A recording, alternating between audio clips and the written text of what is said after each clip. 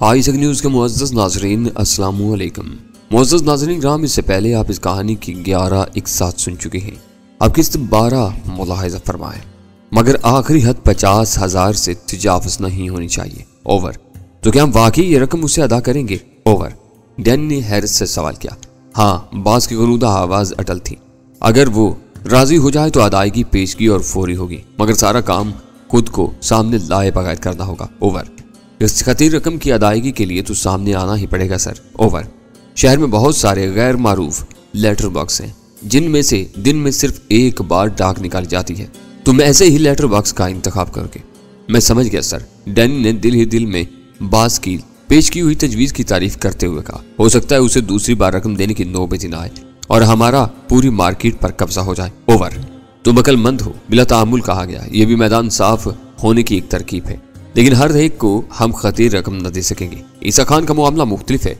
उसके 2 आदमी मारे जा चुके हैं। मैं चाहता हूँ रकम के लालच में वो चरस फरोशी के साथ ही दोनों मामलों की तफ्तीश से भी किनारा कश हो जाए। वो पैरवी करता रहा तो पुलिस भी बाल की खाल निकालने पर मजबूर हो जाएगी। ओवर। मैं ईसा खान से अभी रुजू करता हूँ सर। ओवर। मामला तय करके तुम D2 को ब्रीफ कर देना, रकम की अदायगी वही कर देगा। Over and all. बिफोर ने सिलसिला मुनक़ते कर दिया। डैनी ईसा खान की ट्रांसपोर्ट के धंधे से वाकफियत रखता था, इसलिए टेलीफोन डायरेक्टरी में से उसके नंबर तलाश करने में कोई दुश्वारी पेश नहीं आई। डैनी ने पहले उसके घर फोन किया, लेकिन वो वहां मौजूद नहीं था, लेकिन दफ्तर में वो मिल गया। ईसा खान, मैं तुम्हारा एक दोस्त और हमदर्द बोल रहा हूँ। डैनी ने नर्म और दोस्ताना लहजे में कहा। मुझे तुमसे कुछ अहम बात करनी है। क्या तुम दफ्तर में अकेले हो? बोलो बोलो, क्या बात है? ईसा खान की उखड़ी उखड़ी आवाज सुनाई दी। उधर सब हमारा दोस्त बरादर लोग है, लेकिन तुम्हारा नाम क्या है? मेरा नाम तुम जो चाहे रख सकते हो, लेकिन हूं तुम्हारा खैर ख्वाह। डैनी ने जवाब दिया। शायद आजकल तुम परेशान हो, तुम्हारे दोस्त साथी भी तुमसे बिछड़ चुके हैं। मैं उसी सिलसिले में तुमसे कुछ बातचीत करना चाहता हूँ, ताकि ऐसे नुकसानात का सिलसिला बंद हो जाए। ओह, ईसा खान की तहय्युर अमेज आवाज सुनाई थी। फिर वो शायद माउथ पीस पर हाथ रखे बगैर किसी से मुखातिब हुआ था। ओह शहबाज खान, तुम लोग बाहर ठहरो, मैं बात करके तुम्हें अंदर बुलाऊंगा। फिर कतरे सकूत के बाद वो डैनी से मुखातिब हो गया। तो मुकर्रब खान को तुमने मारा है। उसका लहजा सर्द और जज्बात से यकसर हारी था। तुम अपने नताइज अखज़ करने के लिए आज़ाद हो। मैं बस इतना कहूंगा कि मुकर्रब खान अपनी हमाकत की वजह से मारा गया, और जो भी उसकी तकलीद करेगा उसी अंजाम से दो चार होगा। तो सिर्फ यही धमकी देने के लिए फोन किया है तुमने? ईसा खान की आवाज तलख होगी। कसम परवरदिगार की, अगर तुम्हारी परछाई का भी पता चल गया तो मैं खुद अपने हाथों से तुम्हारी हड्डियों का सुरमा बना दूंगा। आखिर तुमने मुझे समझा क्या है? और तुम्हारी यह मजाल कि तुमने मेरे आदमी पर हाथ डाला। जोश और इंतकाम की बातें ना तजुर्बाकार नौजवान को जेब देती हैं खान, तुम्हें नहीं। यानी मैं दस्तूर पर सुकून रहा। तुम्हें क़यामत तक भी मालूम ना हो सकेगा कि मुकर्रब खान पर क्या गुजरी थी। मैं तुम्हें ज्यादा उलझाना नहीं चाहता, इसलिए मामले की बात तय करना चाहता हूँ। कैसा मामला? ईसा खान के लहजे में बदस्तूर बरहमी बाकी थी। तुम इज्जतदार आदमी हो, जाहिर है कि चरस की खरीदो फरोख्त में अपनी गिरफ्तारी पसंद नहीं करोगे। बकवास है ये, ईसा खान भड़के हुए लहजे में बोला। चरस से मेरा क्या वास्ता? मैं ऐसे धंधों में नहीं पड़ता। फिर राजू से शायद पोल्ट्री फार्म चलवाने के लिए शराकत हुई थी तुम्हारी। यानी तंजिया लहजे में कहा। मुझे बेखबर न समझो खान, पूरी मालूमात हासिल करने के बाद ही मैंने तुमसे बराह रास्त बात करने का फैसला किया है। ईसा खान ने राजू को एक गंदी सी गाली दी, फिर बोला, अब शायद तुम अपनी जुबान बंद रखने की कीमत चाहते हो। मैं ब्लैकमेलर नहीं हूँ ईसा खान, डैनी हल्की सी हंसी के साथ बोला। बस इतना चाहता हूँ कि तुम शरीफ आदमी हो, अपने ट्रांसपोर्ट के धंधे पर तवज्जो दो। चर्च का लेन देन तुम्हारे बस की बात नहीं है, इससे अपना दामन साफ रखो और भूखे मरो। ईसा खान की जहरीली आवाज रिसीवर पर उभरी। शायद तुम ये समझते हो कि ट्रांसपोर्ट के कारोबार में दौलत बरसती है। ये कहकर उसने यके बाद दीगरे 2-3 सकील गालियां थी। फिर बोला, डीजल महंगा, सड़कें खराब और स्पेयर पार्ट्स सोने के मोल मिलते हैं। मुकाबला इतना सख्त है कि जिसके पास 15-20 हजार रुपया है वो किस्तों पर ट्रक लेकर ट्रांसपोर्टर बन जाता है और रुपए के बदले 12 आने में माल उठाता है। जब जायद धंधे का ये हाल हो तो आदमी बाल बच्चों का पेट कहां से भरे? मैं तुम्हें 5-10 हजार रुपए महाना देने को तैयार हूँ, डैनी ने पेशकश की। खैरात। ईसा जान का लहजा तहकीर अमेज हो गया। अभी मैं इतना कंगाल नहीं हुआ हूँ। सुबह शाम मेरे दस्तरखान पर 10-20 मेहमान जरूर होते हैं। तुम गलत समझे, डैनी उसकी बात काट कर बोला। ये इस बात की कीमत होगी कि तुम चरस का धंधा नहीं करोगे। अब समझा, तुम मुझे मैदान से बाहर निकालना चाहते हो। जो ट्रांसपोर्ट का हाल है वही हमारा भी है, डैनी ने कहा। हम अपनी रोजी में किसी को शरीक नहीं होने देंगे। राजू को साथ मिलाकर तुमने हशर देख लिया, मगर हम सीधी उंगलियों से घी निकालना चाहते हैं। तुम ना मानोगे तो एक रोज अपने आखिरी आदमी को भी अपने हाथों से मिट्टी देकर तन्हा रह जाओगे। फिर तुम्हें मेरी पेशकश याद आएगी, लेकिन 10 हजार कम है। चंद सानियों के बोझल सकूत के बाद ईसा खान की आवाज आई। वो सियाना आदमी था और उसने डैनी के अल्फाज का हकीकी वजन महसूस कर लिया था। मुझे कुछ भी नहीं करना पड़ता, आजाद इलाके से मेरे मखसूस आदमी माल लाते हैं और बाजार में पहुंचा देते हैं। मैं बैठे बैठाए उससे कई गुना मुनाफा कमा लेता हूँ। ये पुरानी बात है ईसा खान, डैनी ने नर्म लहजे में कहा, मगर अब ऐसा ना हो सकेगा। मुकर्रम खान से हमने सब मालूम कर लिया था। तुम्हारे आदमी, उनका तरीकाकार हमारी निगाहों में है। नफा तो दरकिनार, अब तुम असल भी वसूल न कर सकोगे। रोज तुम्हारे आदमी हलाक या जख्मी होंगे तो पुलिस भी तुमसे उकता जाएगी और तुम्हारे साथ देने के बजाय तुम ही को अंदर कर देगी। खुश फहमी की बजाय हकीकत पसंद बनने की कोशिश करो। कम अज कम 20,000 महाना होने चाहिए। ईसा खान के लहजे से जाहिर था कि उसने तजब्जुब के साथ अपना मुतालबा पेश किया था। कुछ न करने के 20,000? डैनी ने इस्तेज़ाहिया लहजे में कहा। खुदा का खौफ करो ईसा खान, कहने को उसने कह दिया था, लेकिन दिल ही दिल में वो खुश था कि बास के दिए हुए टारगेट से कहीं कम पर बात बनती नजर आ रही थी। अभी एक बात करो। इस बार ईसा खान की आवाज में एतमाद की तवानाई थी। 15 से 1 पैसा कम नहीं होगा। चलो मंजूर, डैनी ने खुश दिली से कहा, लेकिन तुम या तुम्हारा आदमी 1 तोला माल भी कहीं नहीं देगा। हराम समझो। ईसा खान ने उसे यकीन दिलाया। तो बात पक्की हो गई ना? बिल्कुल पक्की, बल्कि इस महीने की रकम तुम्हें कल पेशगी मिल जाएगी। डैनी ने कहा। धोखा तो नहीं होगा? किस बात का धोखा? डैनी ने सवाल किया। तुमसे कुछ खरीदा नहीं जा रहा जो हम रकम दिए बगैर उड़ा ले जाएंगे। रकम मिलती रहेगी तो तुम पाबंद रहोगे, रकम ना मिली तो बाजार में अपनी मर्जी का माल फेंकने के लिए पूरी तरह आजाद होगे। फिर रकम किस वक्त लाओगे कल? ईसा खान ने अमकाना सवाल की किफत छुपाने के लिए दूसरा सवाल किया। तुमसे मैं या मेरा कोई आदमी नहीं मिलेगा। ठीक है, जैसा तुम मुनासिब समझो, मैं इंतजार करूंगा। अपनी कीमत तय हो जाने के बाद ईसा खान की आवाज की तुंदी रफा हो गई थी। डैनी ने कामयाबी से मुस्कुराते हुए फोन बंद कर दिया। अगली सुबह वो टोक्यो के लिए रवाना होने वाला था। डैनी के नजदीक ईसा खान भी एक शौकिया मंशियात फरोश था जो फाजल आमदनी के चक्कर में चर्च का काम करने लगा था। लेकिन उस जैसा फर्द वाहिद भी डैनी के बास के लिए इतना अहम हो गया था कि उसे रास्ते से हटाने के लिए बहाना एक बड़ी रकम की अदायगी बर्दाश्त करनी पड़ गई थी। बहरहाल डैनी खुश था कि वो नित नए इसरारो अमूज से सीखता जा रहा था। मकामी राब्ते तो खैर उसकी निगाह में थे ही, मगर एक बार किसी मजबूत बैन अल-अक़वामी गिरोह से मिल बैठने के बाद वो जबरदस्त कारनामे दिखा सकता था। उसका ज़हन अपने बास की पुरअसरार शख्सियत में उलझ गया था। वो किस कदर खूबसूरती और महारत के साथ मुआशरे में अपनी दोहरी हैसियत बरकरार रखे हुए था। सिकंदर अली के रूप में वो बदी का दुश्मन और नेकियों का पैगाम्बर था, मगर वही सिकंदर अली जब बास या बिफोर की कैंचली बदलता तो बदी के अंदाता का भयानक रूप धार कर हर तरफ से नेकियों की बेखुनी पर तुल जाता। डैनी ने फैसला कर लिया था कि टोक्यो से वापसी पर वो सिकंदर अली के मकान में जरूर नकब लगाएगा। KLM की उस मखसूस परवाज पर डैनी की निशिस्त मखसूस थी, मगर फिर भी वो मुकर्रर वक्त से चंद मिनट पहले ही एयरपोर्ट पहुंच गया। उसने ब्रीफ केस से पिस्तौल निकालकर घर पर ही छोड़ दिया था और बारीक दस्ताने घर से निकलते हुए हाथों पर चढ़ा लिए थे। उसे कुछ ऐसा महसूस हुआ था जैसे बास उसकी उंगलियों के निशानात हॉलैंड की फर्म के नुमाइंदे तक भी न पहुंचाना चाहता हो। लिहाजा वो उसी नू की एहतियात बरोए कार लाया था। हेरोइन के सफूफ की एक सर बमोहर थैली उसने अपने अंडरवेयर में छुपाई हुई थी। उसका ख्याल था कि एक बार हिफाजत जहाज पर सवार होने के बाद वो टॉयलेट में किसी खतरे के बगैर उस थैली को निकालकर कोट के अंदरूनी जेब में मुंतकिल कर सकेगा। दूसरी थैली वो घर ही छोड़ आया था। एयरलाइन के काउंटर पर उसने अपने मुख्तसर से सूटकेस का वजन करवाने के बाद बोर्डिंग कार्ड समेत टिकट हासिल किया और फिर बेपरवाही से ब्रीफ केस को झुलाता हुआ सिक्योरिटी वालों की तरफ बढ़ गया। उसने महसूस किया कि उस मकाम पर तजुर्बेकार अफराद मामूर थे जो शहादत या मुखबरी से ज्यादा अपने तजुर्बे के सहारे तकरीबी अनासर को पहचान सकते थे। मगर डैनी भी अनाड़ी नहीं था। अपने तासरात पर उसे मुकम्मल कंट्रोल हासिल था और उसे यकीन था कि उसके दिल की धड़कनें भी मामूल पर थीं। वो करीब पहुंचा तो उसका बारूदी ब्रीफकेस एक्सरे मशीन में चलती हुई बेल्ट पर डाल दिया गया। उसके पहलुओं और पुष्ट पर हाथ फेर कर सिरसरी चामा तलाशी ली गई और फिर उसे अंदर जाने की इजाजत मिल गई, जहां इमिग्रेशन हुकाम ने उसके पासपोर्ट पर मुल्क से अखराज की मोहर लगाकर उसकी रवानगी के मराहिल मुकम्मल कर दिए। डैनी बेपरवाही से लाउंज में बैठा रहा और जब उसकी परवाज की रवानगी के लिए तैयारी का ऐलान किया गया तो वह लाउंज से निकल आया। उस परवाज पर कराची से फर्स्ट क्लास में परवाज करने वाले कुल 2 मुसाफिर थे। डैनी अपने अधेड़ उम्र साथी के हमरा वैन में सवार हुआ और फिर जहाज में परों से आगे लगी हुई सीढ़ी के करीब ज़ाब्ते की आखिरी कार्रवाइयों के बाद दो हैगल त्यारे पर सवार हो गया। फर्स्ट क्लास कैबिन में पहले से सिर्फ 2-3 मुसाफिर मौजूद थे।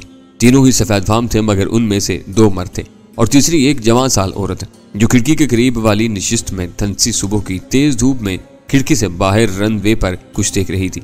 डैनी ने अपनी नीली टाई पर लगे हुए बकरे की शबीह वाले नुकरी टाई पिन को दानिस्ता छेड़ा। एक सफेद फाम गैर मुल्की उसे देख रहा था। वो थोड़ा सा मुस्कुराया और डैनी भी इखलाकन मुस्कुरा दिया। उसका दिल अचानक तेजी से धड़कने लगा था कि हॉलैंड और इटली के सिंडिकेट के नुमाइंदे ने शायद उसे पहचान लिया था। वो अपनी नशिस्त पर बैठ गया लेकिन बेचैनी का शिकार रहा। उसकी निगाहें गैर इरादी तौर पर बार बार उस सफेद फार्म की तरफ उठ रही थी जो उसे देखकर मुस्कुराया था, मगर वो अपने गर्दोपेश से बेखबर अपनी गोद में फैले हुए अखबार के मुताले में मुनहमिक था। थोड़ी देर बाद त्यारे से सीढ़ियां हटा ली गईं, दरवाजे बंद कर दिए गए। कार्गो की लोडिंग गालबन पहले ही मुकम्मल हो चुकी थी, लिहाजा इंजन स्टार्ट कर दिए गए। एयर होस्टेस ने अपने सदाबहार सरापा से कैबिन को रौनक बख्शी और फिर पिचिंग सिस्टम पर त्यारे के कप्तान की आवाज खोने लगी। वो कराची से बंबई के लिए परवाज की नवीद सुना रहा था। मुसाफिरों ने अपनी नशिस्तें सीधी की, फिर कैबिन में हिफाजती बेल्ट के आईने बकलों की आवाज सुनाई देने लगी। डैनी बहुत चौकन्ना बैठा हुआ था, लिहाजा जब सफेद फार्म तुशीसा ने कदरे उचक कर पहली बार कैबिन में होने वाले इजाफे का जायजा लिया तो डैनी उसकी सतवा नाक, भरे भरे रुखसारों और झील जैसी गहरी नीली आंखों को देखता ही रह गया। उसने फैसला कर लिया कि मुकर्रर मुलाकात से निपटने के बाद वो इस हसीन लड़की को अपने साथ एक जाम की पेशकश जरूर करेगा। त्यारा कई मिनट तक फिजा में आगे बढ़ने के साथ साथ ऊपर उठता रहा। डैनी को अपने सीने पर हल्के से दबाव का एहसास हो रहा था। कान भी बार बार सुन हुए जा रहे थे, लेकिन वो अपने जबड़ों को भींचकर टेक ऑफ के उस असर का अजाला करता रहा। आखिरकार त्यारा मुकर्रर बुलंदी पर पहुंच गया। तंबाकू नोशी की ममानत की सुर्ख रोशनियां पहले ही बुझ चुकी थी। हिफाजती बेल्ट बांधने की हदायत भी मालूम होगी और डैनी ने गहरी सांस लेकर हिफाजती बेल्ट का बुक्कल खोल दिया। उसने सफेद फार्म की तरफ देखा और भुन्ना कर रह गया। वो इस कदर इन महक से अखबार के मुताले में डूबा हुआ था जैसे महज उसी वजह से उसने सफर का फैसला किया हो। डैनी अपनी नशिस्त से उठा और टॉयलेट की तरफ बढ़ गया। टॉयलेट का दरवाजा बंद करके उसने आईने में देखा कि कोट के बटन खुले हुए होने के बायस उसकी नीली टाई और उस पर लगा हुआ नुकरेई टाई पिन बिल्कुल वाज़े तौर पर नजर आ रहा था। उसने बुरा सा मुंह बनाया और फिर अंडरवेयर से हीरोइन के नमूने की थैली निकालकर कोट की अंदरूनी जेब में मुंतकिल करने में मसरूफ हो गया। लिबास दुरुस्त करके उसने बाहर निकलने की नीयत से दरवाजा खोला तो खुशगवार हैरत उसके चेहरे पर मुजस्सम हो गई थी, क्योंकि तंग सिरादारी में नीली आंखों वाली बांकी नार टॉयलेट खाली होने की मुंतजिर थी और उसके दाहिने हाथ की लंबी लंबी मखरूती उंगलियों में सुलगती हुई सिगरेट दबी हुई थी। वो लहजा भर के लिए टिटका था, मगर लड़की बहुत तेज तरार थी। फौरन ही बोल पड़ी, इतना न घूरो मुझे। डैनी मुस्कुराता हुआ बाहर आया तो उसने सिगरेट का गहरा कश लेकर धुआं बेदकल्फी से डैनी के चेहरे पर छोड़ दिया और हाथ से टाई पिन को छूते हुए बोली, इसके बजाय बकरा ही लटका लिया होता तो ज्यादा अच्छा होता। फिर उससे कबल के डैनी कुछ कहता। उसने फुर्ती से टॉयलेट में दाखिल होकर दरवाजा बंद कर लिया। डैनी अपनी नशिस्त की तरफ वापस चला तो उसके सरूर से लड़खड़ा रहा था। सफर अच्छा कटेगा, उसने दिल ही दिल में सोचा। अपनी नशिस्त पर आ बैठा। उसने अपना जाविया ऐसा रखा था कि उस लड़की की खाली सीट उसकी निगाह में रहे। डैनी को देखकर मुस्कुराने वाला सफेद फार्म अपने चेहरे पर मतानत तारी किए बदस्तूर अखबार के मुताले में गर्क था। चंद मिनट बाद डैनी पर हैरतों के पहाड़ टूट पड़े कि वो लड़की टॉयलेट से वापस आकर अपनी जगह पर बैठने के बजाय उसके बराबर वाली सीट पर आ बैठी थी। अगर नागवार न हो तो। बैठने के बाद उसने मुस्कुराते हुए साफ और शाइस्ता अंग्रेजी में डैनी से कहा, बड़ी खुशी से। डैनी ने फराग दिली से कहा, खूबसूरत लोगों की हम नशीनी में बड़ा लुत्फ आता है, इसीलिए ये सीने से लगाए फिर रहे हो। उसने टाई पिन की तरफ इशारा करते हुए शौक लहजे में चोट की। डैनी ने दिल दिल में बास के वालिदैन की शान में कुछ नाजेबा कलमात अदा किए, फिर मुस्कुराकर बोला, एक हसीना की यादगार है, खासा वजनी मालूम होता है। लड़की ने संजीदगी से कहा। उसकी आंखें मुसलसल मुस्कुरा रही थी। नहीं, डैनी ने उस बेहुदा मौजू से जान छुड़ाने के लिए बेपरवाही से कहा, 1.5 तोले का होगा। फिर लंगड़ा क्यों रहे थे? उसने संजीदगी से कहा। डैनी भन्ना गया, लेकिन उसने डैनी को बोलने का मौका दिए बगैर बात जारी रखी, दाहिनी पिंडली का फ्रैक्चर कैसा है? डैनी एक गहरा सांस लेकर पुष्टका से टिक गया। सपाट आवाज में बोला, ऑपरेशन के बाद अब ठीक है, मुझे तो अब भी गड़बड़ मालूम होती है। वो तशवीश से बोली, जरा कुछ दूर चलकर दिखाओ। चुपचाप बैठे रहो, तुमने मेरा सारा मूड गार्द कर दिया है। डैनी ने उसकी तरफ झुक कर धीमे लहजे में कहा, मुझे अंदाजा नहीं था कि इस बकरी की वालदा तुम ही हो। इकॉनमी में चले आओ, पिछली नशिस्तें खाली हैं, वहीं बैठकर बातें करेंगे। उसने भी राजदाराना लहजे में कहा, लंदन से यहाँ तक अकेलेपन की वजह से उकता गई हूँ। लड़की को डैनी की तरफ झुके हुए देखकर पिछली नशिस्त पर किसी को खामखा खांसी का दौरा पड़ गया, मगर डैनी ने पलटने की जहमत नहीं की। उसे मालूम था कि उसके पीछे कराची से सवार होने वाला अधेड़ उम्र बैठा हुआ था और शायद उसे ढली हुई उम्र में भी नदीदेपन का शिकार था। लड़की उठकर अपनी नशिस्त पर चली गई और डैनी एयर होस्टेस से अस्काच के 2 पैक की फरमाइश करता हुआ फ्लाइट किचन से होता हुआ तवील राहदारी की तरफ बढ़ गया। इकॉनमी क्लास में नशिस्तों के दरमियान पहुंचकर उसे अंदाजा हुआ कि उस परवाज पर मुसाफिरों की तादाद वाकई कम थी। अकबी नशिस्तें तो कम बेश खाली ही पड़ी हुई थी। डैनी अकबी किचन से मुल्हिक दरमियानी 4 नशिस्तों में से एक पर बैठ गया। चंद सानियों बाद फर्स्ट क्लास केबिन की एयर होस्टेस ट्रे में स्काच के 2 पैक लिए उसे ढूंढती हुई वहां पहुंची और अगली सीट के पीछे लगी हुई ट्रे सीधी करके डैनी के लिए पैमाना वहां रख दिया। फिर मुस्कुराते हुए बोली, दूसरा किसे दूं सर? यहीं रख दो, वो भी आती ही होगी। डैनी ने मानी के लहजे में कहा और एयर होस्टेस ने तफहीमी अंदाज में अपने सर को जुम्बश देते हुए दूसरा बलोरी पैक भी वहीं रख दिया। वो अपनी कैबिन की तरफ गई ही थी कि डैनी को नीली आंखों वाली लड़की आती नजर आई। उसने हाथ हिलाकर उसे इशारा किया और वो इटलाती हुई डैनी के बराबर में बैठी। मैं समझ रहा था कि अखबार बीन मेरा मतलूब आदमी है। उसके आ जाने पर डैनी ने सिगरेट सुलगाते हुए कहा, इंतहाई बोर आदमी है। वो बुरा समूह बनाकर बोली। मैंने उससे मिल बैठने की कोशिश की थी, मगर उसने मौसम से बात शुरू करके मौसमी सियारों पर अपनी मालूमात का इजहार करना शुरू कर दिया। डच इस मामले में अमूमन सर्द महर ही साबित होते हैं। बैनुल-अक़वामी तजुर्बा रखती हो। डैनी को तंज करने का मौका हाथ आ गया था। एशियाइयों के बारे में क्या ख्याल है? बकरों के आशिक होते हैं। वो खिलखिलाकर हंस पड़ी, फिर पैग उठाया और कुछ कहे बगैर डैनी की तरफ लड़ा कर मुंह से लगा लिया। काश तुम मुझे किसी और मौका पर मिली होती। डैनी पैग से अपने लबों को तर करते हुए बोला, फिर मैं देखता कि तुम कैसे इतना बोलती हो। उसने अपना बैग खोला और एक तह किया हुआ कागज निकालकर डैनी की तरफ बढ़ा दिया। डैनी ने बैग से दूसरा घूंट लेकर कागज की तह खोली तो लड़की की तस्वीर सामने आ गई। वो एशले हाउस नामी फर्म के लेटर पैड पर टाइप किया हुआ शनाख्तनामा था, जिसके रो से वीरा लॉयड नामी वो लड़की एशले हाउस की सफरी एजेंट थी, जिसे फर्म की जानिब से कारोबारी सौदों के पूरे इख्तियारात हासिल थे। डैनी ने कोट के ऊपर की जेब से अपना एशियन सिंडिकेट लिमिटेड का शनाख्तनामा निकालकर उसे थमा दिया, जो उसने सरसरी नजर डालकर उसे लौटा दिया। बाहमी शनाख्त के मराहिल तय हो चुके थे, लिहाजा डैनी ने फौरी तौर पर अपना बोझ हल्का करने में आफियत समझी और नायलून की थैली में बंद पॉलीथिन का वो लिफाफा लड़की के हवाले कर दिया जिसमें हीरोइन का सर बमोहर नमूना मौजूद था। लड़की ने वो थैली फौरी तौर पर अपने ब्लाउज में छुपा ली। उस काम के लिए एशले हाउस वालों को कोई मर्द नहीं मिला था। डैनी ने उसे घूरते हुए सवाल किया, औरतों से अमूमन नर्म सलूक किया जाता है। वो मुस्कुराई। मर्द आसानी से बेवकूफ भी बन जाते होंगे, औरत के मामले में तो पैदाइशी बेवकूफ होते हैं, वीरा ने बरजस्ता कहा। सामने से आती हुई होस्टेस ने उन दोनों को मुस्कुरा कर देखा और तेज कदमों से चलती हुई अकबी किचन में रोपोश हो गई। इंस्पेक्टर यावर सख्त परेशान था। मुखबरी ऊपर से हुई थी और उसे हदायत मिली थी कि फौरी तौर पर नेशनल हाईवे की नाकाबंदी करा ले, जहां से जर्द रंग की एक डांसन वैन से कई मंचर से शहर लाई जाने वाली थी। उसे मालूम था कि जर्द वैन अब्दुल्ला की मलकियत थी और उसमें उसका माल आता था, जिसके लिए वो माहाना एक भारी रकम उसके महकमे को अदा करता था ताकि उसके कारिंदों को सरगर्मियों से चशम पोशी इख्तियार की जाए।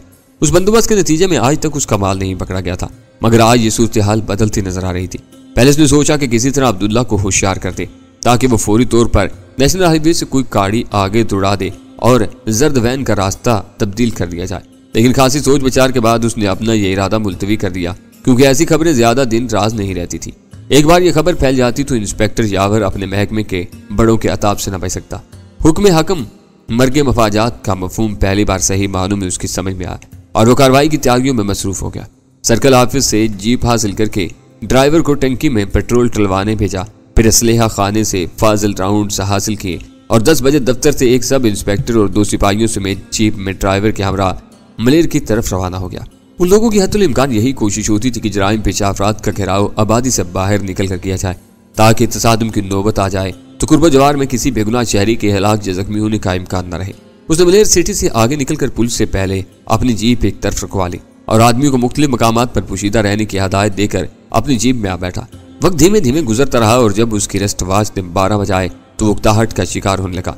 उसे मालूम था कि अब्दुल्ला की गाड़ी हफ्ते में 1-2 बार अंदरूनी मुल्क से भूसे के बोरों की आड़ में चरस लेकर आती थी, लेकिन उसका कोई वक्त मुकर्रर न था। आखिर 1 बजे के करीब सादा लिबास में पुल पर ममूर सिपाही ने विसल बजाकर नीचे वालों को सिग्नल दिया और वो तैयार हो गए। थोड़ी देर बाद पुल पर जर्द वैन नजर आई, जिसके अकबी हिस्से में खुश्क भूसे के पुराने बोरों का अंबार लदा हुआ था। पुल पर खड़े हुए सादा पोश सिपाही ने बंदूक की नाल के इशारे से जर्द वैन को रोकना चाहा, लेकिन उसकी रफ्तार कम होने के बजाय यक बजक तेज होगी। शायद उसके ड्राइवर ने मुसल्ला सादा पोश को देखकर खतरा भांप लिया था। पुल वाले सादा पोश सिपाही ने वार्निंग के तौर पर गोली चला दी, जो जर्द वैन से गजों दूर से गुजर गई। फिर यूं ही वो गाड़ी पुल से नीचे आई, दोनों समतों से उस पर फायरिंग होने लगी। गोलियां उसकी आहिनी बाड़ी से टकरा कर जाया होगी, मगर वैन की रफ्तार में कोई फर्क न आया। बल्कि यावर को तो शुबा हुआ था कि ड्राइवर के बराबर में बैठे हुए शख्स ने शायद रिवाल्वर से अपनी समत में फायर भी किया था। वो उछलकर जीप में सवार हो गया। महकमे में ऐसी संगीन कार्रवाइयों की नौबत शाज़ो नादर ही आती थी, लेकिन अमला खूब जानता था कि ऐसे मौके पर उन्हें क्या करना चाहिए। लिहाजा जीप का इंजन बेदार हुआ तो सब आदमी उसमें सवार हो चुके थे। इंस्पेक्टर यावर अपने महकमे की कहन साली से हमेशा से बदजन और बूढ़े अफसरान में बेशतर लकीर के फकीर थे और यही असूल अपना रखते थे कि चोर के पांव नहीं होते। अगर कोई बावर्दी सिपाही किसी मुजरिम को ललकार बैठे तो मुजरिम को फौरन हाथ सर से बुलंद करके खुद को कानून के हवाले कर देना चाहिए। जीप नहायत तेज रफ्तारी के साथ जर्द वैन के पीछे रवाना हुई और फिर लहजा बलहजा दोनों गाड़ियों का दरमियानी फासला कम होने का। इंस्पेक्टर यावर ने अपनी तरफ से झुककर एक फायर झोंक मारा जर्द वैन वाले शायद उस ख्याल में थे कि महाना भत्ता की वजह से उन्हें पूरा पूरा तहफ्फुज हासिल है, लिहाजा इक्का दुक्का फायर के बावजूद वो साफ बच निकलने में कामयाब हो जाएंगे। लेकिन जीप तेजी से बढ़ती रही तो शायद उनके हाथ पैर भी फूल गए और जर्द वैन उसी रफ्तार पर कच्चे में उतार दी गई। अब्दुल्ला के आदमी खतरा भांप कर माल समेत गाड़ी छोड़कर किसी तरफ भाग निकले थे।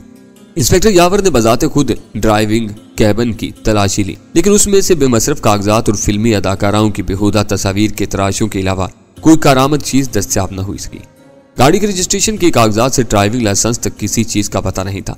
वो बाहर निकला तो सिपाही अपनी बंदूकें जीप में छोड़कर खुश्क भूसे से भरे हुए टाट के बोरे नीचे गिरा रहे थे और उसके साथ आया हुआ सब इंस्पेक्टर उन बोरों का जायजा लेने में मसरूफ था। इंस्पेक्टर यावर भी उस तलाशी में शरीक हो गया। उस दौरान में लांडी से शहर जाने वाली कई गाड़ियां भी वहां रुक गई थी। जीप की सरकारी नंबर प्लेट और चंद सरकारी वर्दियों की मौजूदगी ने उस तमाशबीन मजमा में क्या सराहियों का सिलसिला शुरू कर दिया था। लेकिन इंस्पेक्टर यावर ने डांट डपट कर उन लोगों को जर्द वैन से दूर ही रखा हुआ था। भूसे के बोरे जमीन पर गिरते रहे, लेकिन उनमें से कोई चीज बरामद न हुई। लेकिन जब वैन पर चंद बोरे रह गए तो तह में कोरे लट्ठे के थैले नजर आने लगे। सिपाहियों के हाथों में अचानक तेजी आ गई और बोरे गिराकर वो सब वैन पर चढ़ गए। बोरों के नीचे छुपे हुए थैले तादाद में 6 थे। उनके मुंह जर्द रंग के मोटे धागे से सिले हुए थे। चाकू के जरिए पहले थैले का मुंह खोला गया तो उन सब की निगाहें चमकने लगी। उनमें स्याही माइल सब्ज रंग की चर्च भरी हुई थी। फिर यके बाद दीगरे तमाम थैले खोल दिए गए। वो सब चर्च से भरे हुए थे और किसी भी थैले में उसकी मिकदार 25-30 सेर से कम नहीं थी। इंस्पेक्टर यावर ने चर्च के थैले जीप के पिछले हिस्से में रखवाए और एक बावर्दी सिपाही को जर्द वैन की निगरानी पर ममूर करके वापस शहर की तरफ रवाना हो गया। पेशावराना एतबार से उसकी कार्रवाई कामयाब रही थी, जिस पर उसे खुश होना चाहिए था, लेकिन उसके चेहरे से फिक्रमंदी छलक रही थी। बाजार में 4-4.5 मन चर्च के खासे दाम मिल सकते थे। उसे खदशा था कि अब्दुल्ला अपने इस नुकसान को खामोशी से बर्दाश्त नहीं करेगा। उसकी पहली और फौरी इंतकामी कार्रवाई तो यही होती कि वो मुकर्रर रकम की अदायगी का सिलसिला यकलख्त मौकूफ कर देता। उसका दूसरा रद्द-ए-अमल, जिससे यावर परेशान था, ये होता कि वो हमेशा के लिए यावर से बदजन हो जाता। अब्दुल्ला दिल का इतना नेक आदमी था कि यावर भूले भटके जब भी उसे मिलने जाता था, मुआहदे की रकम से कतई नजर वो कुछ कहे सुने बगैर उसे 15-20 हजार रुपए पकड़ा देता था। ताज़ा कार्रवाई के नतीजे में यावर अपने उस मोहसिन से हमेशा के लिए महरूम हो चुका था। सारे थैले माल खाने में जमा होंगे। रास्ते में सब इंस्पेक्टर के सरगोशाना सवाल ने इंस्पेक्टर यावर को चौंका दिया। यावर एक लहजे के लिए सोच में पड़ गया। मौका गनीमत था। एक आध थैला गायब करके वो सब खासी रकम कमा सकते थे, लेकिन वो अब्दुल्ला का माल था जिसे हजम करना इतना आसान नहीं था। उसे खुद तो नुकसान हुआ ही था, मगर वो उससे किसी और को भी फैज नहीं उठाने देता। थैलों की तादाद या माल की मिकदार में जरा भी कमी होती तो बिला झिझक छापा मारने वालों पर खर्द बुर्द का इल्जाम लगाकर उनकी भी गर्दन फंसवा देता और वो महीनों महकमा जाती तहकीकात में उलझे रहते। हाँ, 1 तोले का भी हेर फेर न होना चाहिए, इंस्पेक्टर यावर ने संजीदगी से कहा, वरना अब्दुल्ला सारे शहर में डंके पिटवा देगा। जीप दफ्तर के अहाते में दाखिल हुई तो उसके इस्तकबाल के लिए सारा अमला बाहर निकला। लोग इंस्पेक्टर यावर और उसके साथियों को कामयाब छापे पर मुबारकबाद दे रहे थे। उन सब के लिए वो कार्रवाई बहुत अहमियत की हामिल थी। यावर से बुग़्ज़ रखने वाले अलबत्ता खामोश थे और उस वक्त का इंतजार कर रहे थे जब अब्दुल्ला वहां पहुंचकर ओदम मचाता। लेकिन उस मनफी पहलू के बावजूद वो यावर की बड़ी कामयाबी थी। सुप्रीडेंट ने आला हुकाम को छापे की कामयाबी की इत्तला दे दी थी और किसी भी लम्हे अखबारी नुमाइंदों की झुरमुट में बरामद होने वाली भारी मालियत के मनोचर्ज के मुआयने के लिए पहुंचने वाले थे। दफ्तर का हर शख्स जीप से उतारे गए थैलों तक पहुंचने के लिए बेताब था। जैसे महकमा आबकारी में बरसों की मुलाजमत के बावजूद उन्होंने कभी चर्च न देखी हो, लेकिन यावर उन कोशिशों का मतलब खूब समझता था। थैले लावारिस छोड़ दिए जाते तो वहां चर्च की लूट मार मच जाती, जिसके हाथ जितनी लगती ले भागता, और जब माल खाने की तहवील में देने के लिए वजन किया जाता तो सारी कमी पेशी की जिम्मेदारी इंस्पेक्टर यावर और उसके साथ जाने वालों पर आयद कर दी जाती। लिहाजा उसने फौरी तौर पर थैलों के मुंह बंद करके उन्हें दफ्तर ही के कमरे में मकफिल कर दिया। अलेक्जेंडर 1.5 माह से यूं ही खड़ा था। उसे खरीदने वालों में बाहिमी इख्तलाफात थे या मजदूर मुयस्सर नहीं थे। वजह कुछ भी रही हो, लेकिन गुडानी बीच वाले ये जानते थे कि उस देव हैकल तेल बरदार जहाज पर तोड़ फोड़ का आगाज नहीं हो सका था। उन दिनों तो वैसे भी चढ़ते चांद की वजह से पानी बहुत बढ़ चुका था। जिन जहाजों पर आहिनी ढांचों की कटाई और तोड़ फोड़ का काम हो रहा था, उनसे भी माल उतारने का सिलसिला कई रोज से मौकूफ था। जिस दिन भी पानी जरा उतरता, देव हैकल करेने हरकत में आ जाती और सैकड़ों टन लोहा और फौलाद शहर के कारखानों और दुकानों की तरफ रवाना होना शुरू हो जाता। बज़ाहिर पानी में अपने लंगरों के सहारे डोलता हुआ अलेक्जेंडर वीरान नजर आ रहा था और साहिल से उसका तारीकी में डूबा हुआ वसी अरीज ढांचा फीकी चांदनी में किसी आसेब की तरह नजर आ रहा था। लेकिन उसके निचले हिस्से में 2 आदमी तशवीश सता अंदाज में खामोश बैठे सिगरेटें फूंक रहे थे।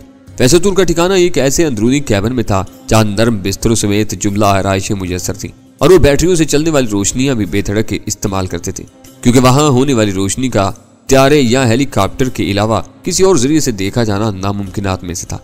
लेकिन उस वक्त वो जहाज के बगली हिस्से में ऐसी जगह मौजूद थे जहां 2 पोर्ट होल्स से शीशे गायब थे और उनमें से खनक समंदरी हवा आ रही थी।